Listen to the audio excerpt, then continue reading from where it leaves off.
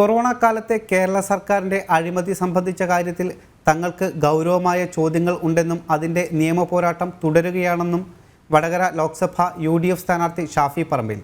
ഇത്തരത്തിലുള്ള ആക്ഷേപം തനിക്കെതിരെ ആയിരുന്നെങ്കിൽ CPM തന്നെ വടകരയിൽ എങ്ങനെയാകും നേരിടുകയെന്ന് കേരള സമൂഹത്തിന് അറിയാമെന്നും ഷാഫി പറഞ്ഞു. ഷാർജയിൽ മാധ്യമങ്ങളോട് സംസാരിക്കുകയായിരുന്നു അദ്ദേഹം.